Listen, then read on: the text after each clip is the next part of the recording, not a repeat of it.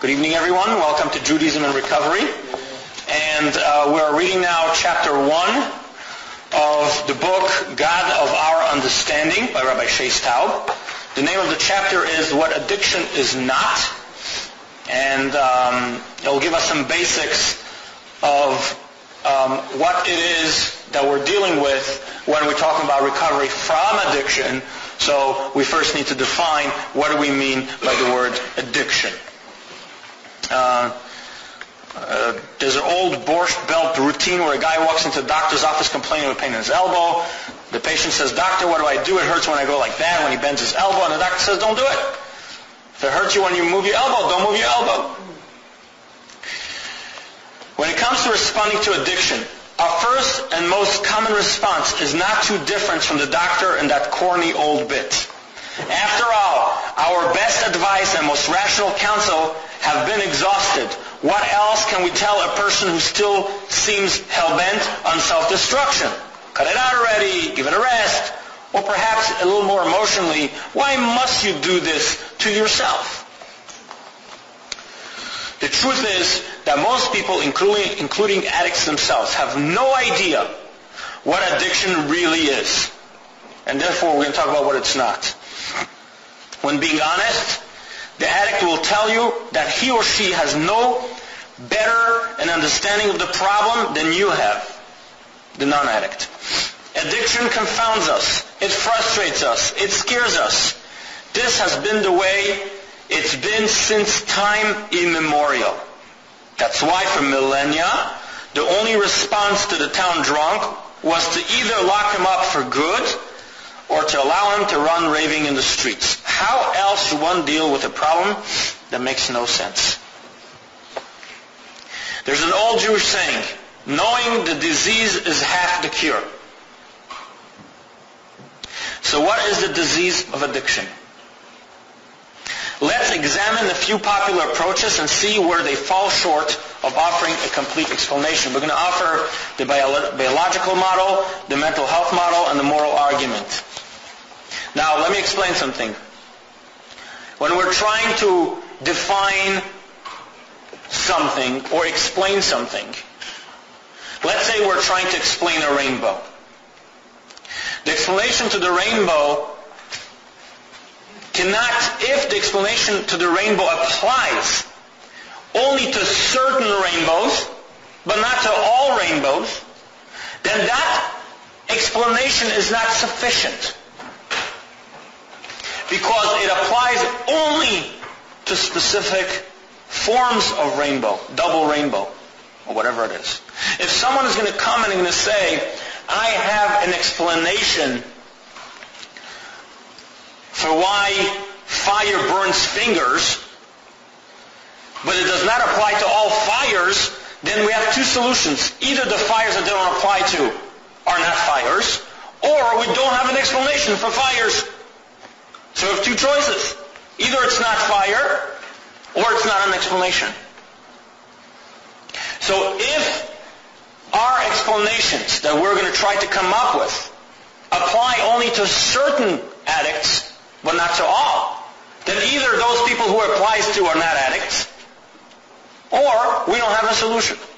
So we're going to try to find an answer that will apply to the worst case scenario of an addict. Not only any addict, but the extreme of the addict.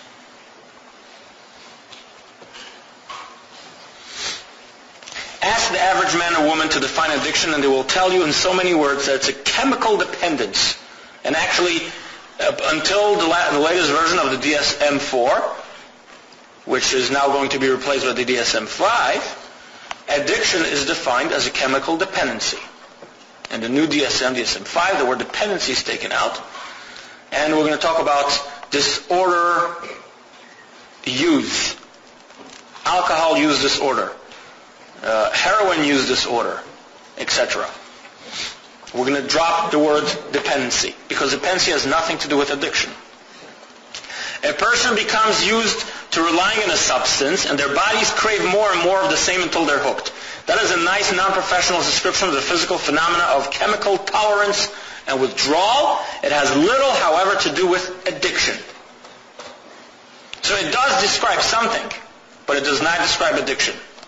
Why? Because if addiction were chemical dependency, then the solution for addiction would be detox.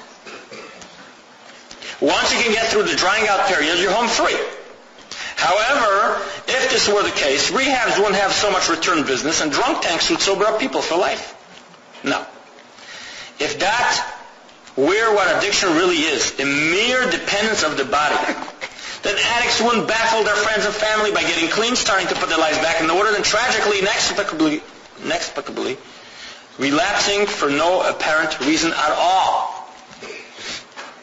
No. If addiction were synonymous with physical dependence on a substance, we still won't understand why the addict, even after long periods of chemical sobriety, is drawn like a moth to a flame to be burned again. Furthermore, if addiction were really just chemical dependence, why are some people addicted to sex, gambling, and other processes that have nothing to do with introducing a foreign chemical into the body's system at all? They're called process addictions. We know that process addictions actually have the same physical effect on our brain than it has for an addict who actually swallows a substance. So we can have a dependency to that process in our brain, the neurons lining up. Chemical dependence is a physical problem, and it has a physical solution. If you're chemically dependent, we can make you chemically undependent, which is how and the reason why we have medication for opiate addiction, because a lot of people who get addicted to opiates only have a chemical dependency. The doctor prescribed Vicodin.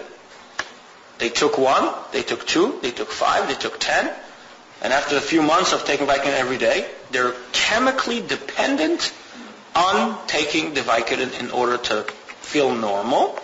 But that's just a physical dependence, and that can be treated very easily with methadone and Suboxone, because it's a chemical problem with a chemical solution. The deputy at the county jail can too.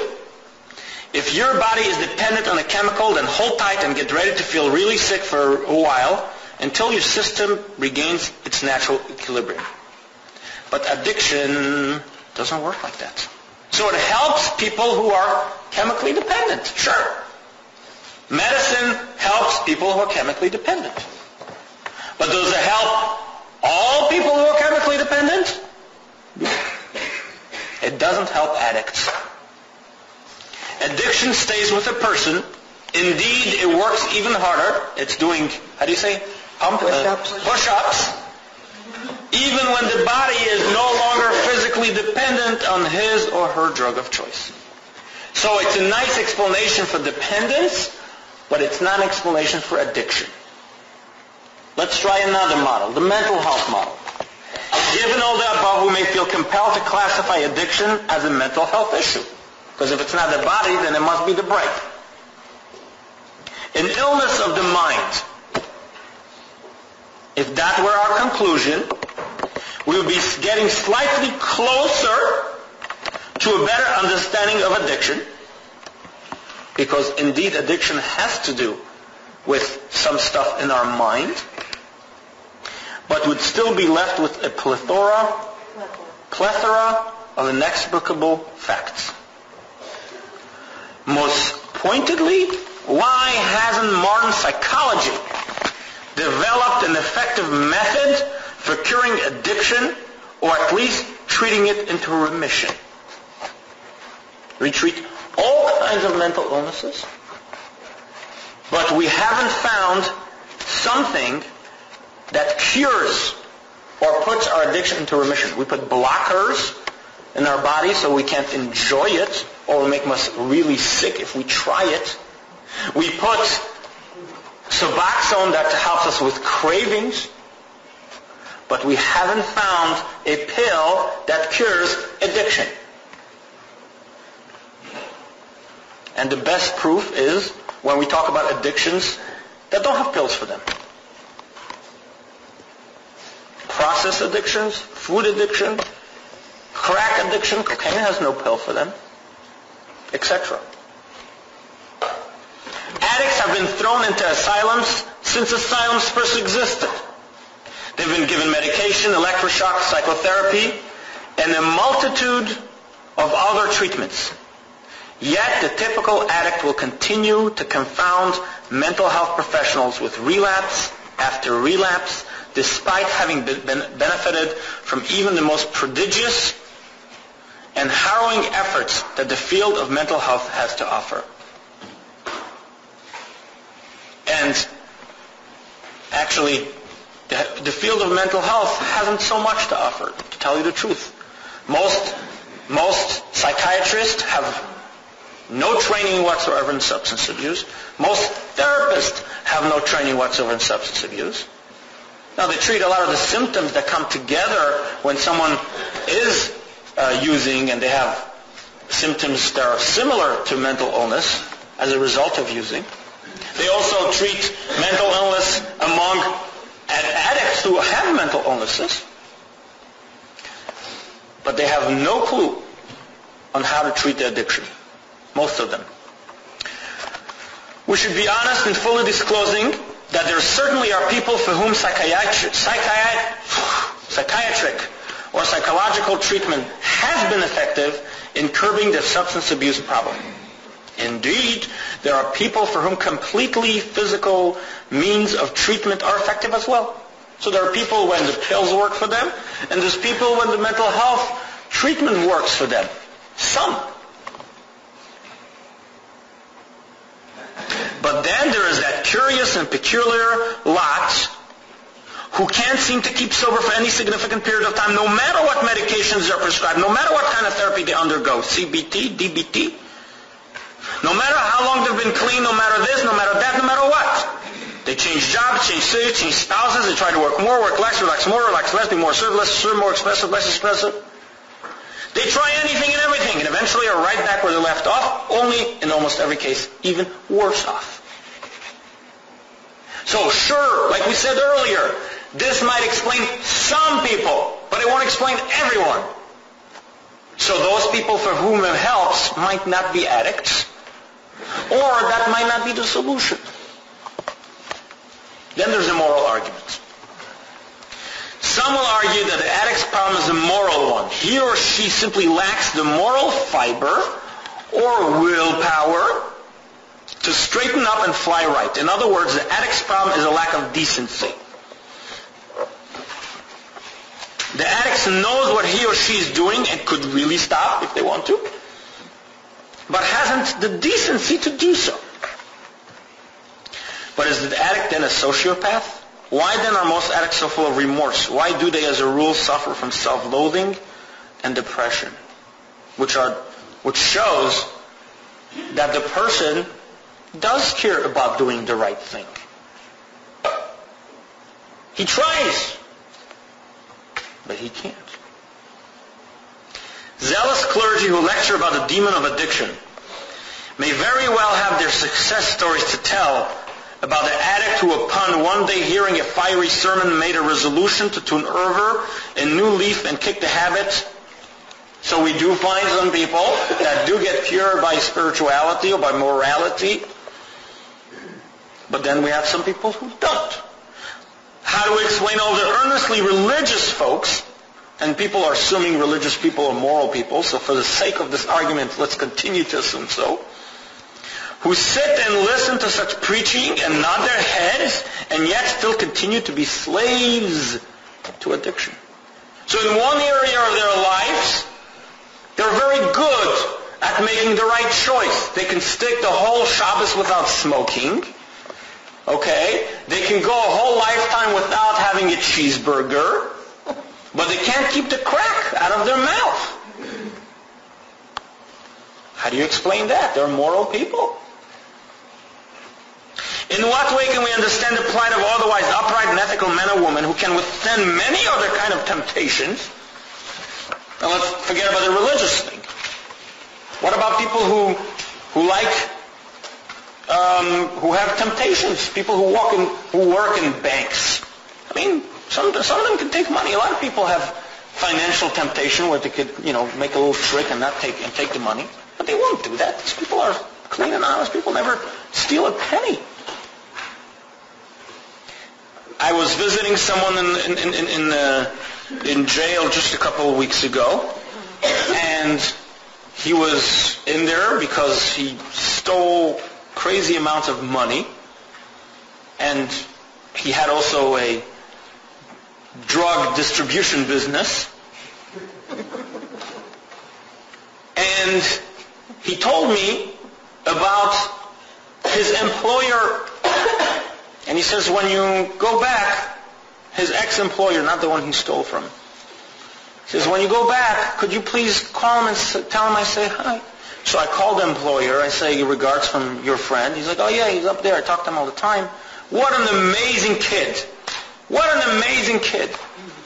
I said, wow.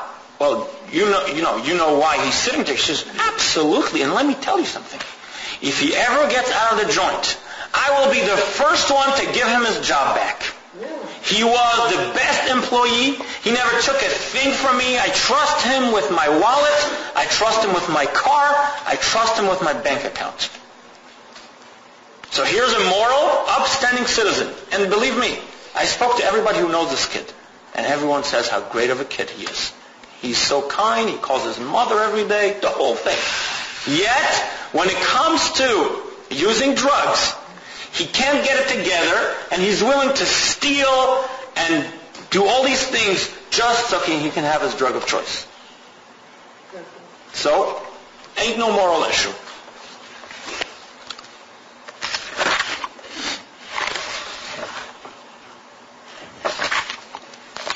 The addict is usually aware of this paradox better than anyone and suffers a great deal of confusion and emotional torment because of it. I'm not a bad person, the addict argues. You've got me all wrong. But go tell this to someone who takes the high and mighty view that addiction is not a disease but a repeated series of immoral choices. To be fair, we should say the religious types are not the only ones apt to misconstrue addiction as no more than the unconscionable lack of willpower. There is a secular willpower argument as well. Adherent of this position will tell you that most addicts eventually recover spontaneously without any treatment at all. And there are many who do. Rabbi, one day I woke up and I decided that smoking pot or doing heroin was not going to do me any good, so I stopped cold turkey. This proves, they argue, that an addict will quit if only he or she finally makes a decision to do so. In answer to this argument, we must concede that many people who abuse substances or compulsively engage in other dangerous behaviors will eventually kick the habit on their own. It's true. You know why? Because they're not addicts. They had a good time, and the good time is over. It's not good anymore. So, it doesn't make sense to use anymore, so I'll stop using. You know what? That's great. That works for non-addicts perfectly. That is indisputable and is wonderful for those who can do so. But when we speak of addicts, we're not speaking about habitual users who can ultimately quit on their own. We're speaking about another breed entirely. We're speaking about the people who spend their lives getting clean, building up everyone's hopes, and then defying all logic as one day they jump, not fall, right off the wagon. Who are these people and what is their problem? So what's their problem? This is very important. Addiction is their problem. Addiction, not chemical dependence. Addiction, not mental illness. Addiction, and not even lack of willpower. An insidious, misunderstood, mysterious syndrome called addiction. And if you guys want to look on the bottom, it talks about how the big book encourages people to seek help from mental health professionals wherever mental health professionals could be useful, and from doctors whenever doctors could be useful. We're not saying don't go there. We're saying that does not explain addiction. Addiction is, addiction.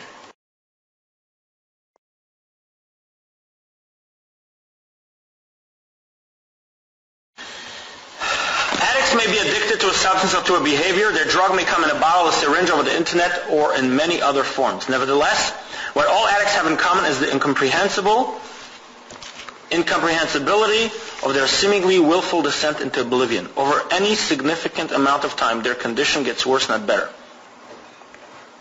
And this is another sign of the addict right here. They are the ones whose bizarre behavior can be just as, if not more, insufferable during periods of abstinence than during active use. They are the ones who are in some way easier to deal with when they are indulging in their drug of choice than when they are staying straight. They are the ones who will eventually sacrifice everything that is dear to them in order to hold on to their disease. And the tragedy is that their disease is completely treatable. There is a solution to addiction. We're going to talk about it in the next chapter. Or maybe actually in part 2, we'll talk about the solution. Right now we're still defining the problem. And we're saying the problem is not a physical problem, it's not a mind problem, and it's not a moral problem. The problem is addiction. And addiction is someone who can't stop no matter what. He wants to stop, he tries stopping, and when he's not using, he's miserable. He makes everyone else miserable. I like the next paragraph here, the next whole piece, because it just twists things around very easily. Please know that whenever we use the term addict or addiction in this book, it is to this mysterious condition that we refer an incurable, progressive, and most bewildering malady that defies categorization by conventional terms. We're going to call it addiction because we have no other name for it. But if all of these varied misconceptions fail to define addiction, is there any way to understand what it is? We may start to get a better idea of what addiction really is if we consider one aspect of addiction that is most always overlooked. It's something that even addicts themselves are usually unable to articulate unless it's pointed out to them, and even then, it's something that's likely to be terribly misunderstood. What is this overlooked aspect of addiction? It is the fact that the addict's drug of choice is not, as we would think, his or her problem. It's a solution. Yes, it sounds strange, so we'll say it again. For an addict, his or her drug of choice is not a problem or a solution. If it were their problem, they would eventually give it up. But because it's their solution, as a matter of fact, their only solution, I'm not saying it's a good solution. It's obviously not a good solution, but for now, it's the only one. They haven't any real choice of going without it. So, for an addict, the drug of choice is not their problem, it's their solution. What's their problem? Let's see on the other side of the page what their problem is. Consider, most people who wantonly engage in drinking, drugging, overeating, or other forms of physical pleasures are not addicts. Okay? The majority of people who drink, who drug, who overeat, or engage in physical pleasures are not addicts. So why are they doing it? They may overindulge, they may do so habitually, even recklessly, but they do so for basically normal reason. Why do we do it? They like it. It feels good. That may not sound like a very compelling reason to engage in irresponsible behavior, but it's the truth. They do it for fun. And when it stops being fun, they stop doing it. Because the only reason they're engaging in this behavior is for the fun part. If it's not fun anymore, there's no reason to do it.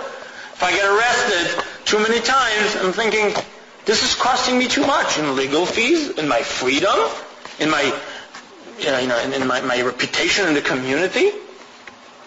So I evaluate my behavior against my consequences, and I say, you know what, it's not fun anymore. An addict, on the other hand, does not use his or her drug of choice for pleasure. Sure, in the very beginning, the addict settles on a particular drug of choice because of the pleasurable effect that it provides. But indulging for pleasure does not set someone apart as an addict. Just the opposite. Seeking pleasure is normal. What makes addiction abnormal is that the addict no longer uses his or her drug of choice for fun or recreation, but from necessity. And by necessity, we do not mean chemical dependency, because as we said, addicts will relapse even when they're completely detoxified. The addict uses his or her drug of choice because it serves a crucial, even vital function. It actually allows them to live. Just as food, air, and sleep allow normal people to live. If you don't get enough sleep, you become less productive, moody, even depressed. If you don't get enough sleep long enough, your body will force you to go to sleep. If you are an addict, you need your drug of choice, and if you stay away from it for too long, your body will force you to use it, just as your body forces you to sleep. Your body will force you to eat, your body will force you to drink, and your body will force you into your drug of choice.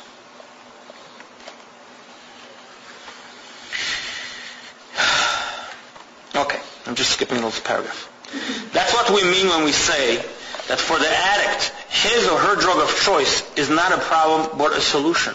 A poor solution, a destructive solution, a costly solution, but the only solution that works. And then in the part 2 we're going to talk about other solutions that are possible, which is the cure for the addiction. That's why when you take away an addict's drug of choice, they don't get better. They get worse. You haven't helped them get rid of their problem. You're just taking away their solution. And that's why left without a solution, the addict will always go back to his or her drug of choice. Not because they want to, but because they need to. So if you're going to take someone's solution away, you better give them a better one or another one. If you take someone's solution without giving them another solution, then eventually they will go back to the old solution. I once heard an old-timer, okay, I'll skip this. Life and death. I'll skip this also. You'll read it whenever you want. On the bottom of page 9. Pick your poison.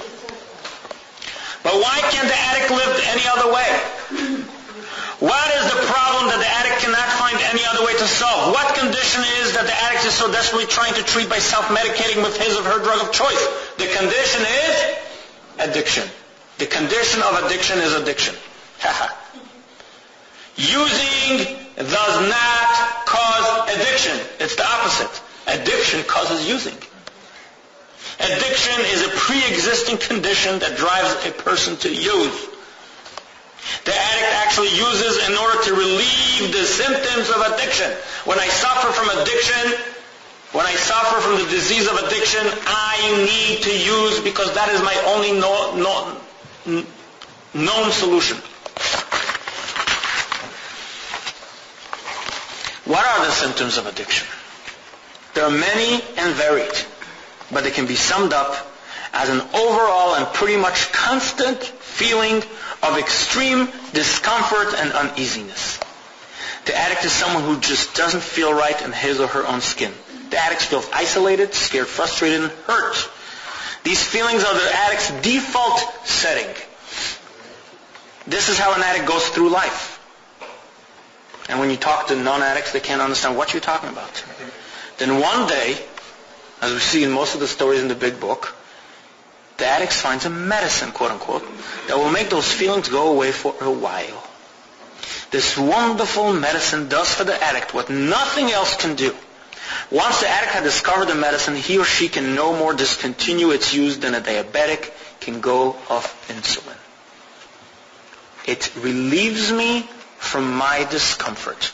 Someone this week was in my office and told me that although he just went to rehab for a hard drug, and he will never use that drug again, and he will never drink again because he makes poor decisions when he drinks, but in a few months he will go back to smoking pot.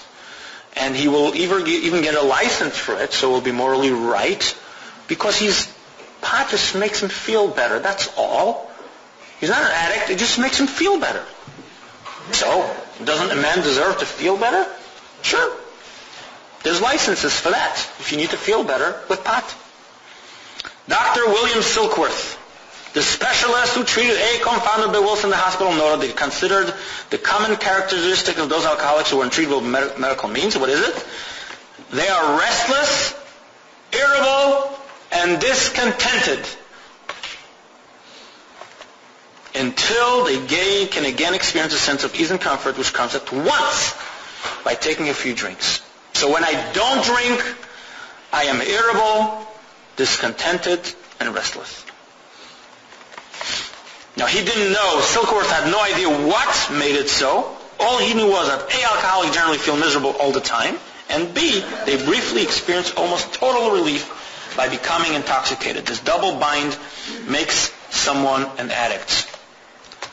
If you're miserable and your misery goes away with your drug of choice, you're an addict. As a longtime member of Overeaters Anonymous once told me, I don't qualify for OA membership because of all the problems that food caused me. I qualify for OA because of all the problems I fixed with food. So when I can fix so many problems with just one item, I'm going to keep going back to that solution. If not, I will have to deal with all these problems separately. So I have so many problems I solve with one substance. That makes me an addict. Of course, we can't really fix a problem with food or with booze or drugs, gambling, sex. However, for the addict, the momentary relief from existential suffering is the closest he or she can get and is a great enough payoff to justify any and every expense. As the Satan remarked in the book of Job, only skin for skin, but a person will give anything for his life. Which means like this. I'm paraphrasing what the rabbi says over here. I'm willing to sacrifice a body part of my body to save another body part of my body. Like the guy in the new movie, 127 Hours. Guys, people suggested that it's inspirational. I haven't watched it. You know what I'm talking about? Yeah. The guy was stuck and he decided to saw off his arm to save himself. So you would put skin to save your life. You put skin to save skin. But are you going to put your life to save skin? No. The only time you put your life away is to save your life. If it's something so big that you're willing to do, that's why a non-addict with a substance abuse problem will stop using when the consequences become too costly. You don't want to pay with your life just for skin. A non-addict might be willing to make certain sacrifices, cut your arm off, for the sake of having a good time, but will not want to play for keeps. An addict, on the other hand, will not stop no matter what the stakes, for a person will willingly risk any sacrifice in order to live. You always take a chance on life. Your doctor says, you have no cure for your disease, but there is this new surgery that's available. We're not sure you're going to wake up from it. Well, if my life is in danger and I'm going to die if we don't do it, I'm willing to take a chance on that. But if I have a mark on my arm that keeps on coming back, and the dermatologist says, I don't know what it is, it's benign, it's nothing dangerous for your life, and right now there's no cure for it, but there's this new experimental surgery that you might not wake up from, and are you willing to try it out to get the stain off of your hand? The guy says, you're crazy. I'm not paying with my life for something that's not my life. Of course, the irony is that the addict's drug of choice is actually causing death. But for the addict, it doesn't seem so. It seems just the opposite. So what's the explanation? Consider the following analogy. A person, God forbid, is suffering from the incurable disease of the body. The doctors say they cannot make it go away, but they may be able to force it into remission with chemotherapy. Now, the doctors admit that the chemotherapy has dangerous side effects. It may even kill the patients before the disease does. But if they do nothing, the disease will surely be fatal.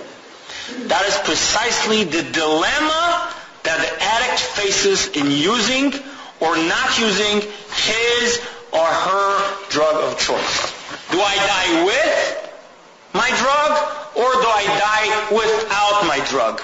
Now, this drug makes me feel good, so if I'm dying anyway, I may as well die with something that makes me feel better.